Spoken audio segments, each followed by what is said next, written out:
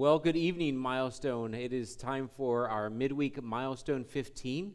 And tonight I have a special, wonderful, awesome guest with me, my lovely bride. And the reason she's with me, I mean, she could be with me all the time, but today is a special day for us. It's our anniversary. And we're celebrating 26 years. October 21st, 1994 was that special day. It was a Friday night. We got married on a Friday night and in Lancaster County, and so we've been married ever after, happily almost always. There's been some good years and some bad years, good weeks, bad weeks, and all the above, and that's just how it rolls with marriage. And so I just thought I'd invite Mel and give us a chance to chat a little bit about marriage, and we have the perfect marriage, and at least she does, because she's married to the perfect person. Just kidding. Okay, so anyway, if you were here, you'd laugh at that, but online it just doesn't go as well.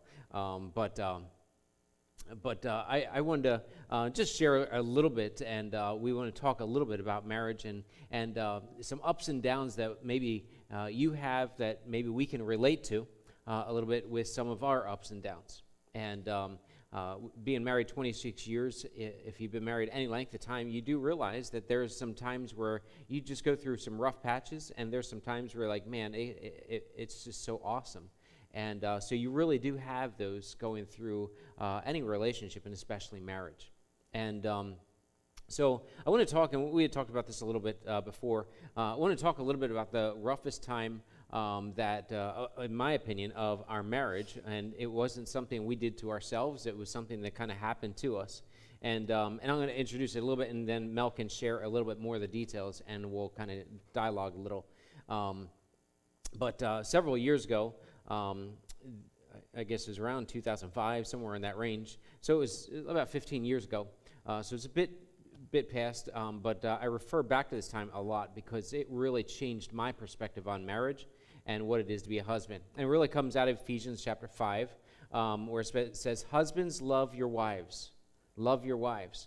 Just as Christ also loved the church and gave himself for her." During this season, this became much more real to me. And I got to live that out in a practical way. And it was during that time Mel started to have these migraines. And they were just awful. And so why don't you share a little bit about the migraines in that season, and maybe give a little bit of detail that people can understand how that went. So, yeah, it was probably around 2004-ish, 2005. I'd never had migraines before, at least not that I knew. And then, I started experiencing them very frequently. I didn't know that's what they were at the time. Went to one doctor, went to another doctor, went to another doctor, and at what point, I went to a neurologist, and basically he said, "Yep, this is what's going on, and we're not sure what's triggering it, but this is what could be triggering it." And in the meantime, it was just trying to function on a day-by-day basis. I felt like I couldn't, and it was affecting me emotionally, which then it was affecting me physically and affecting my sleep, and it was this cycle that became very difficult to break, and it affected our family, our relationship in the family, and so at one point it was just trying to figure it out. How do we get through this? Because it wasn't going away. It was I don't know. Yeah. So at one point she had migraine. I mean, it was for days long. It wasn't like a migraine came for a half an hour and then it went, or something like that. You take a couple of pills and it was gone. She would take some different medicines they would prescribe, and all of this, and sometimes it would last for days and end up in the emergency room in New Jersey, and then we were at Jefferson at one point as well to try to get some relief. And I think that one, correct me if I'm wrong, I think you had a migraine for almost 2 weeks. Probably. I mean, it was bad. And so during that time, I got to see my wife in a whole different perspective, and it wasn't my fault. I'll say that, right? It wasn't my fault. Well, okay. So, but there was all kinds of life situations that were happening at the same time. Some major events and things that we were working through in our lives, and so there's just a lot going on, and so the doctor kind of felt there was a lot of stress that it was causing some of that, and it was just, he said they just come on, and sometimes that's the way they are, and then sometimes they leave, and we couldn't wait for, and then we kind of hoped that someday they would leave, and so here's what happened. As she began to get these migraines, at first I'm like, well, it's a headache. Okay, it's a bad headache. And then I know my wife well enough to know that she handles pain pretty decently. And as I watched her go through this, I started to go to the doctor's appointments with her. Maybe the first one I didn't or something like that. But then we took a totally different perspective.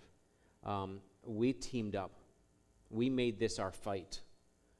That we were going to figure this out, and we were going to fight together, not with each other, but for each other. And it really changed me. I remember at one point, because the doctors were prescribing all kinds of medicines and saying, you got to do this, that, and the other thing. And because the migraines were lasting so long, and maybe you have some opinions about that, prefer you not share that on Facebook or anything, but they were prescribing all kinds of medicines, and so in the background, her head's killing her, and we're doing research on the medicines they're prescribing. I'm reading the journals about them and the side effects, the long-term effects, and then she would take certain things, and we would do all of this, and we kept charts. I mean, remember the chart on the back of on the one cabinet? We literally had a chart of medicines that we kept track of together, and I would go to the doctor's appointments with her, and she would ask questions, then I would ask questions and take notes, and we really worked at this. So while we were going through it, and this is why we bring it up, because while we were going through it, that was really dark. I mean, that was hard. I kind of didn't have my wife for a while. Like having a regular conversation, like it would happen here and there, but honestly, it was just, there was some survival to that, and dealing with all the kids. I had 4 kids in the house at the time, so, 4 is easy, right? Kidding. And a lot of other life changes that were going on around us, and so it was hard in our marriage. So we had to make an intentional effort to fight for each other. And I learned how to love my wife better as a result. I learned how to love her better in that I had to pause in certain ways and be able to pivot my life to where I can help her the best, and pivot to where I can figure out ways to help her be successful. And I share this a lot with different people where they're going through some traumatic things, and I'll share the story with them and encourage them and say, listen, it's during this season that perhaps God will grow you the best, and he certainly did with me. It was a time where I grew a ton and grew in my love and respect for her, because while she was going through this, and here's a funny thing for me, as I look back, one of the things that she did that I have such high respect for is, I don't know if you remember this or not, she wouldn't just go to bed. Like a lot of people with migraines, it's so kind of disabling that they just go to bed and they just sleep for hours or stay in their room and stay in a dark place for a long time.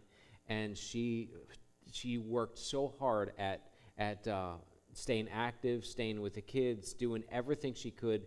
And she would say, and I was like, man, why don't you just go take a break or whatever? Say, if I do, then I'm thinking about the migraine. I'd rather just keep moving, and that helps me just to not, while the pain's there, I'm not thinking about it as much. And I thought, man, that's so cool. I learned a lot. I don't know if you want to share anything you learned through it or anything that's jumping out in your mind. Well, I think in regards to a relationship, or our relationship, or any relationship, I mean, those are the situations or the seasons that you're not prepared for. You don't get prepared for that. You don't get a manual, or even in premarital counseling or any counseling, they're not going to say, well, just so you know, this is going to happen, and so it's during those times where you figure out how authentic your relationship really is, and as you're trying to figure out how to get through the day and explains that why I couldn't do this and I couldn't do this, and I want to go to bed but I can't go to bed, and the emotional frustrations with just having to feel this way all the time, and it's those moments that can be challenging, but then at the same time trying to figure out, okay, Lord, what is going on here? What are you doing with me? What is it that I need to grow through this? And I mean, I remember laying in bed at night saying, Lord, just, if I keep my mind in perfect peace, or if I rest in you, you'll give me perfect peace. And I recite that over and over, because that's all I could do. I couldn't do anything else. So. Yeah, it was an interesting time. And so we learned a lot about each other through that, and grew. And here's why we share it. It's because we want to be an encouragement to you as you're watching this. Maybe you're going through a hard time, and maybe it's a long season. I mean, this lasted for 2 or 3 years. And then all of a sudden, the migraines begin to diminish, and she'll have a migraine every few months now. And we can see it coming, and there's some warning signs we've figured out, and not taking any medicine for it or anything. And there was just this journey that we did for a few years, and maybe that's where you find yourself. Maybe you're in the middle of this war where you're being handed this really hard challenge that you've got to figure out how to get through. It could be a physical. It could be a loss that you're going through. It could be, I don't know what it is, but in marriage, we are handed those, and I like what you said.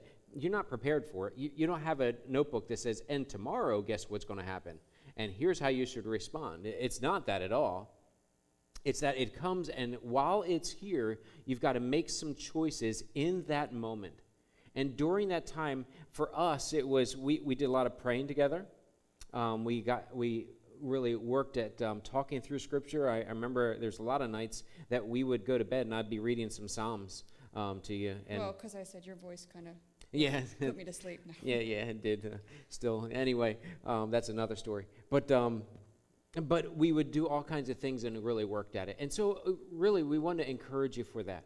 That no matter what season you're going through, just work at it and know that sometimes you have to really figure out how to love each other better through it and fight for each other instead of fighting with each other. And in order to do that, you've got to pull yourself back, because I'll be honest, at that time, I just wasn't feeling the love and coming back from Mel, and because she didn't have the capacity even.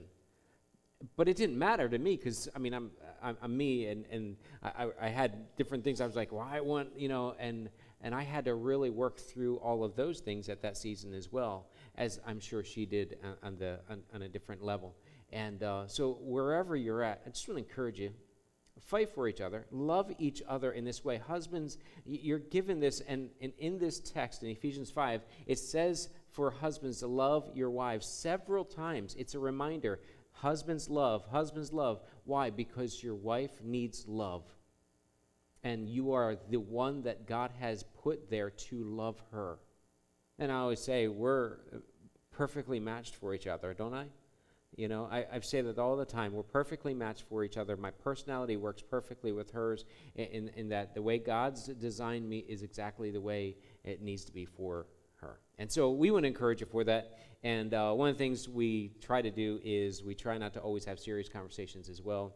We like to laugh, do goofy things, and just talk about fun things as well. And we'd encourage you for that. And sometimes when you're in the deep, dark, tough times, figure out a way to laugh. It's a good thing to do as well. Hey, have a great night. Thanks so much for joining us. I hope this is an encouragement to you. And no matter where you're at, I hope this is encouragement. And let us know if it is, and let us know how we can pray for you as well. And happy anniversary to us. Have a great night. Thanks, Milestone.